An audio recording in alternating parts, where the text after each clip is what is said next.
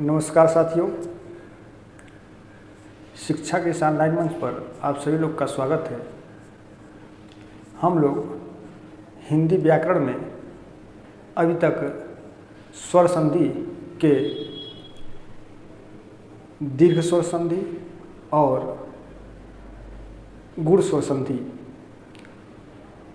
को समझा। आज के सेशन में हम लोग वृद्धि संधि के बारे में जानते हैं।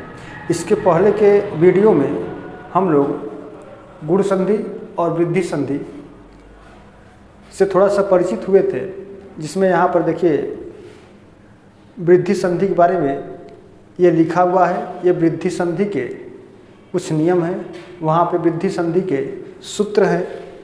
मैं यहाँ से इंडिकेट कर दे रहा हूँ, जरा छाया बन जाती है। यहाँ पर वृद्धि रादेची है ना, तो ये संज्ञा सूत्र है, और वृद्धि रेची ये क्या है, ये संधि सूत्र है। तो यहाँ पर देखिए कि जो आ आई औ है, ये इन्हीं का नाम वृद्धि है और ये वृद्धि संज्ञक वर्ण कहलाते हैं। अब नियम क्या है कि जब अ और आ के बाद ह्रस्व दीर्घ ए ऐ या ओ औ आते हैं, तो इनका ए और ऐ का क्रमशः ए और ओ और औ का औ हो जाता है। नियम लिखा हुआ नियम, यदि अ या आ के बाद ह्रस्व दीर्घ ए ऐ ओ औ आएंगे, तब क्रमशः ए और ऐ के स्थान पर ऐ, ओ और औ के स्थान पर औ हो जाता है। आइए अब हम लोग इसको कुछ उदाहरण के माध्यम से समझते हैं। इसके कुछ एग्जाम्पल भी हम लोग ले लेते हैं। इसके पहले हम लोगों ने गुण संधि के बारे में पढ़ा, और जो लोग गुण संधि के बारे में नहीं पढ़े वो लोग इसके पहले वाली वीडियो को जा कर के देख लेंगे, और ये वीडियो चैनल पर मिल जाएगा। तो आइए अब यहाँ पर हम लोग एक वृद्धि संधि के कुछ उदाहरण को देख लेते हैं। ये हो गया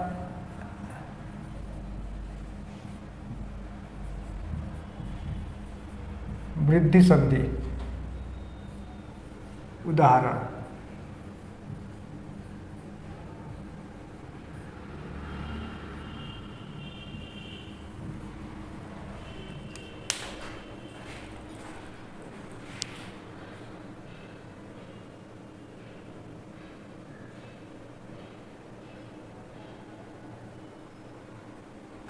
देखिए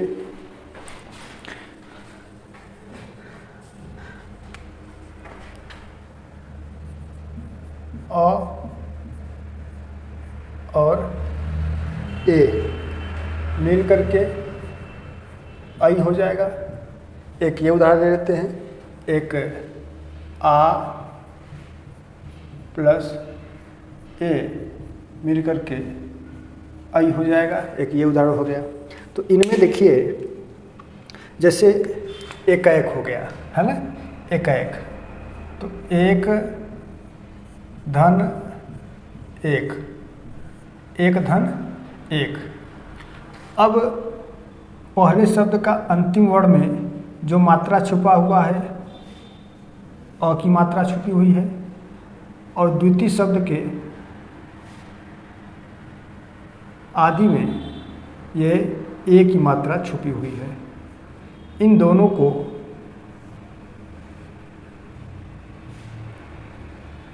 यानी कि दोनों की जगह नहीं, आप कह सकते हैं यहाँ पर ए की जगह है ना, ए की जगह क्या हो जाएगा, आई हो जाएगा। ए की जगह क्या हो जा रहा है, आई हो जा रहा है। तो अब इसका जो संधि बना, ये बन जाएगा आपका एक का एक।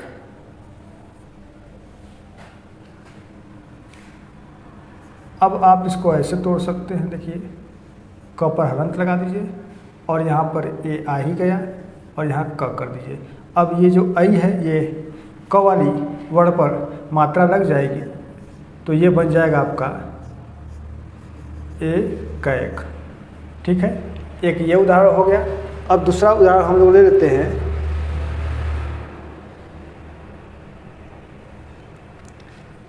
आ प्लस ऐ का।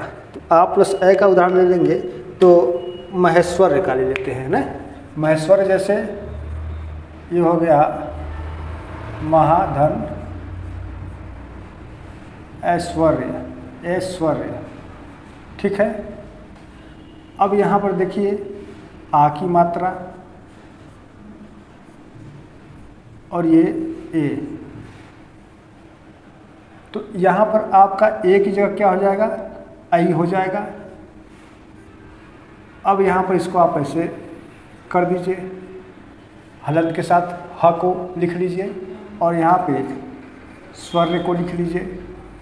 अब जो आई की मात्रा है हलंत वाले ह पर जुड़ जाएगा, तो ये हो जाएगा आपका महे हो जाएगा, और स्वर्य बचा हुआ है तो इसको ये कर दीजिए महेश्वर्य हो जाएगा, है ना, ये महेश्वर्य हो गया। अब इसके अलावा अ प्लस ए का ही एक और उदाहरण ले लेते हैं, जैसे मतैक्य हो गया, है ना, मतैक्य। तो देखिए ये मतैक्य का कैसे विच्छेद होगा, हो जाएगा, तो ये होगा मत धन ऐक्य।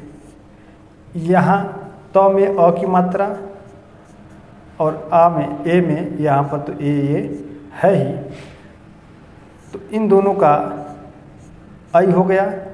अब यहाँ पे म और ये त हलंत के साथ आएगा क्योंकि यहाँ से मात्रा निकल चुकी है, और यहाँ पे अर्धवर्ण में क और य, अब ए की मात्रा त में चला जाएगा, तो ये बन जाएगा आपका मतैक्य।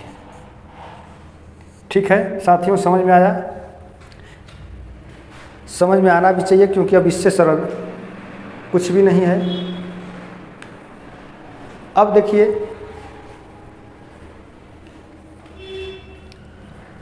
अब अगला उदाहरण हम लोग लेते हैं।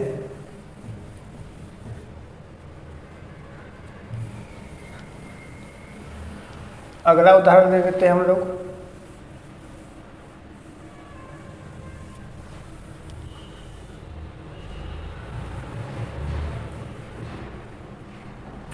आ प्लस आई का,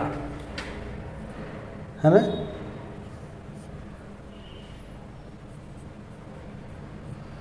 आ प्लस आई होगा तो भी क्या बन जाएगा आपका, आई बनेगा।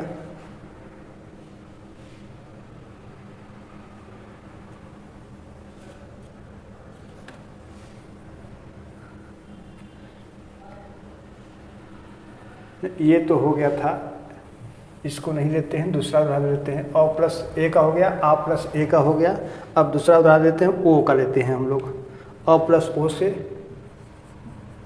अ धन ओ, ये दोनों वर्ड मिल जाते हैं तो क्या हो जाता है, औ हो जाता है। एक उदाहरण हम लोग ले लेते हैं।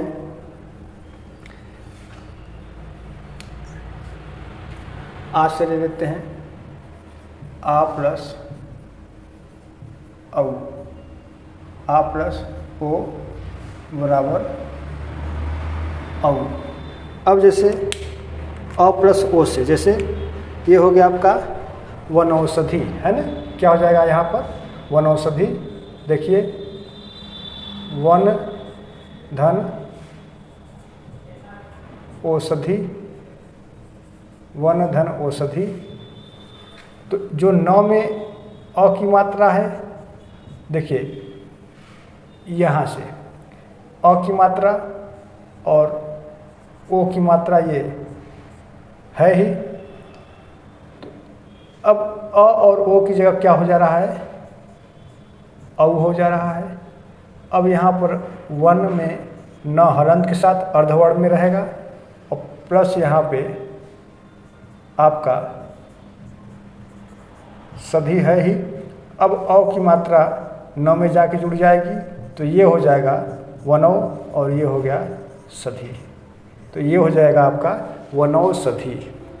अब इसके अलावा इसका एक एग्जाम्पल देख लेते हैं हम लोग। आ प्लस ओ का, तो आ प्लस ओ से मिलकर के भी क्या हो जाएगा,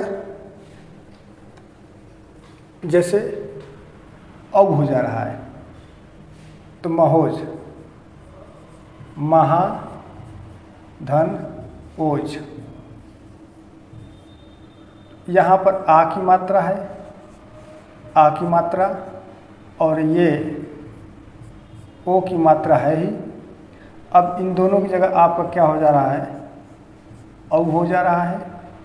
ये अब आपका ज बचा, अब यहाँ पे मह के साथ हलंत हो गया। अब ये औ की मात्रा ह पे जुड़ जाएगी तो ये महो हो जाएगा, और ज जो पीछे लगा दीजिए तो ये क्या हो गया, महोज हो गया। इतना बात समझ में आया? यदि समझ में आया हो तो आप लोग कमेंट में ज़रूर बताएं, और वीडियो को आप लोग लाइक और शेयर करते रहें। अब इसके अलावा एक और उदाहरण हम लोग ले लेते हैं।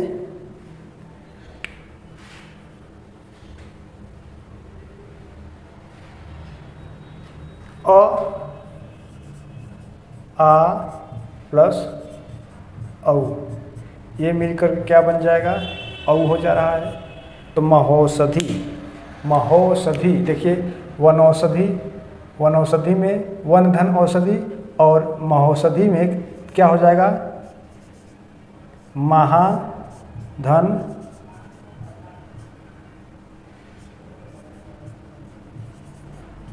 औषधि। ह पर जो आ की मात्रा है और जो औ है तो ये औ होगा ही। अब यहाँ सधि कर दीजिए। अब क्या होगा, आ के पहले जो वर्ण हैं तो ये वर्ण मह पर आप हलंत कर दीजिए, इसमें आ जुड़ गया प्लस औषधि हो गया, यहाँ पर औषधि हो गया। अब ये आ की मात्रा ह में जाके जुड़ जाएगी तो ये हो जाएगा महोषधि। क्या हो जाएगा, महोषधि। तो इस तरीके से आप लोग संधि भी बना सकते हैं और संधि का विच्छेद भी कर सकते हैं। देखिए, संधि को पहचानने के तो आसान तरीके होते हैं, लेकिन इनका विच्छेद करना थोड़ा सा कठिन हो जाता है। तो विच्छेद करने के लिए नियम का जानना बहुत ज़रूरी है। तो संधि में आप लोग नियम जितना जानते रहेंगे उतनी अच्छी से आप लोग संधि तैयार कर सकते हैं।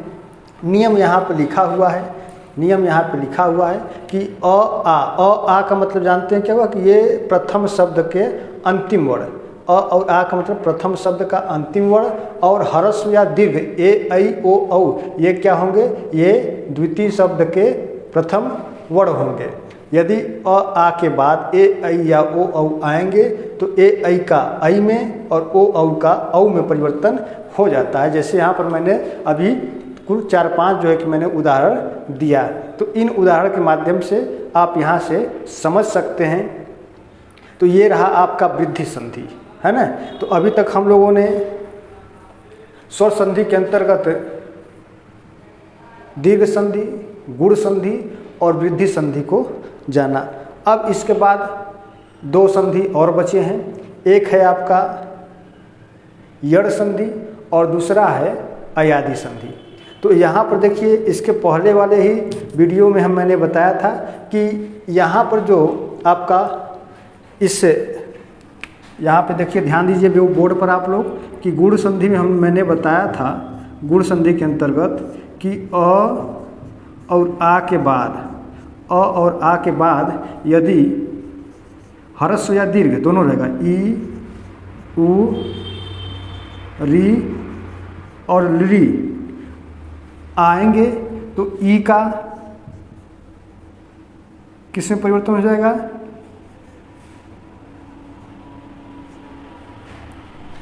ए में, उ का ओ में, री का अर में, और लिरी का अल में, लिरी का अल में जो है परिवर्तन हो जाता है। अब देखिए, जब यड़ संधि और अयादि संधि को जब हम लोग पढ़ेंगे तो उसमें इन दोनों का विपरीत या उल्टा हो जाता है। उल्टा का मतलब क्या हुआ कि क्या शब्द उलट जाएंगे, ऐसा नहीं, शब्द नहीं। नियम को देखिए, नियम क्या है कि अ आ के बाद ई उ री ली आते हैं तो ई की जगह ए, उ की जगह ओ, री की जगह अर और री की जगह अल हो जाता है। अब इसमें जो ए और ओ हैं, यही ए ओ जो है कि गुण संज्ञक वर्ण कहलाते हैं। उसी प्रकार वृद्धि संधि के नियम में अ और आ के बाद यदि ए ऐ या ओ औ आएंगे तो ए ऐ ये दोनों स्वर्ण हैं एक तरीके से, तो ए ऐ की जगह ऐ हो जाएगा और ओ औ की जगह क्या रहेगा, औ हो जाएगा। तो ऐ और औ ये दोनों क्या है, ये वृद्धि संज्ञक वर्ण है। अब क्या होगा यड़ संधि में और अयादि संधि में, तो यड़ संधि में इसका उल्टा हो जाएगा, यड़ संधि में इसका उल्टा हो जाएगा, मतलब ई उ री पहले आएंगे और उसके बाद कोई जो है कि स्वर असमान स्वर आएगा, है ना। तो ई उ री के बाद कोई भी असमान स्वर आ जाएगा, ठीक। उसी प्रकार से ए ऐ ओ औ के बाद कोई भी स्वर आ जाए, है ना। ए ऐ ओ औ के बाद जब कोई भी स्वर आ जाएगा तो अयादि संधि का नियम बन जाएगा। लेकिन यहाँ पर ई उ री के बाद कोई भी असमान स्वर आना चाहिए। कैसा असमान स्वर, ये नहीं कि फिर से ई आ जाए, फिर से उ आ जाए, फिर से री आ जाए, फिर से री आ जाएगा, तब तो ये दीर्घ संधि हो जाएगा, न कि यड़ संधि में बदलेगा, है ना। तो ई उ री के बाद कोई भी असमान स्वर आना चाहिए, जैसे आ जाए या ए आ जाए चाहे ओ आ जाए, है ना, तब वो जो है कि यड़ संधि में परिवर्तित हो जाएगा। और यहाँ पर क्या होगा कि जब ए ऐ ओ औ के बाद कोई भी स्वर आ जाए तब वहाँ पर अयादि संधि हो जाएगा। तो इसको आगे रखना है और इसके बाद कोई भी स्वर रख देना है, इसको आगे रखना है, इसके बाद कोई भी स्वर रख देना है ना। वो भी असमान स्वर होना चाहिए, यही सेम स्वर नहीं होना चाहिए, असमान स्वर होना चाहिए। इतना बात समझ में आ गया। देखिए बहुत आसानी से बताया जा रहा है, बहुत सरल शब्दों में बताया जा रहा है। यदि इससे भी नहीं समझ में आएगा तो समझिए संधि समझने में आप लोग को थोड़ी सी कठिनाई हो सकती है, अब इतना आसान नहीं हो पाएगा। नियम को जानना जरूरी है, यदि नियम नहीं जानेंगे तब तो कहीं ना कहीं आप लोग गलती कर जाएंगे। बहुत लोग ट्रिक के चक्कर में पड़े रहते हैं कि हाँ ये ट्रिक होता है, ऐसा ट्रिक होता है, देखते ही हम लोग बता देंगे, हाँ देखते ही तो सब लोग बता देंगे। लेकिन रहा बात इसका कि यदि कहीं अपवाद आ गया तब क्या करेंगे, अब आप, है ना, कहीं अपवाद आ गया तब क्या करेंगे।